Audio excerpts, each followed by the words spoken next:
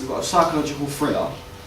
I'll read it again. Start right. We've got the bathroom scene with the main character Brennan's face looking in the mirror, staring at himself. We're then in the kitchen.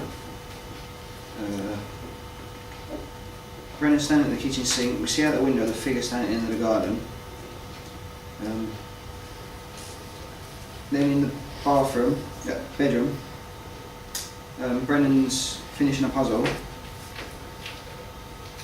He's finishing a puzzle. His mum comes up and gives him a tea. He kicks up a fuss and gets really angry about the littlest thing, so his mum's put too much milk in the tea. Every time we see Brennan get angry, we see the figure either standing around him or directly behind him.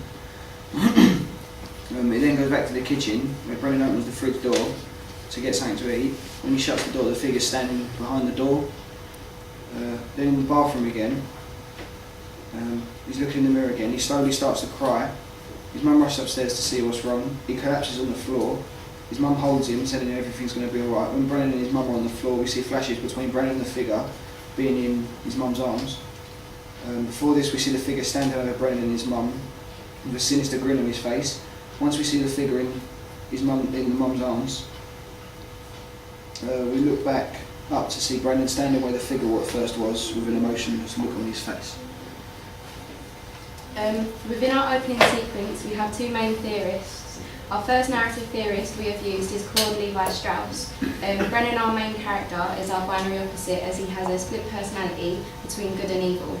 Our second main theorist we have used is Roland Barthes. This allows our audience to become an active audience, so they can go on to analyse and interpret the opening sequence in their own way.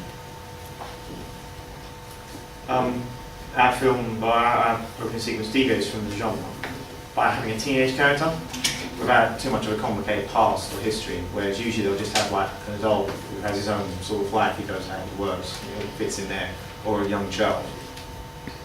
And we're trying to keep the audience with a different perspective to the character, so when we can see the figure, the character might not be able to. He doesn't interact with it in the same way we would. We can.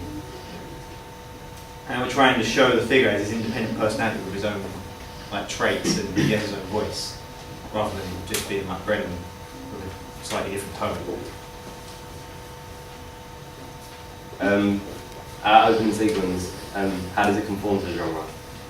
Well, it has the main character, and it's like he's slowly consumed by his mental disability, and that's quite common.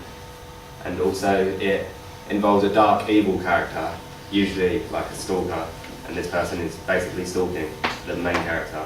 And it builds up tension stereotypically by using like sort of that eerie classical music. So we'll be using some of that as well. And the lighting will be like somewhat dark, so that things like can hide in the shadows, because that's quite common as well. And we're going to use like there will be a high use of long shots, so the viewer has to keep their eyes peeled in case they miss anything, like signs or symbols, or like the character hiding in the background. Questions? I have a question. Can you like expand on Brennan? Because I don't understand. Is the dark figure Brennan's alter ego? Yeah. Or is it a stalker? This is all we got, just kind of follows him around in the background. It appears whenever he becomes like angry and frustrated. It's kind of reflecting his darker side of himself. Sounds interesting. Why does it sound interesting, Annie? Because it kind of gives a different perspective that, like, you know, it kind of makes you understand that, you know, mental disability is kind of like, I don't know, it can be kind of physical. Do you get what I'm saying? Do you get what I'm saying? Any more strengths to that plot? Just wanted to pick up on the classical music.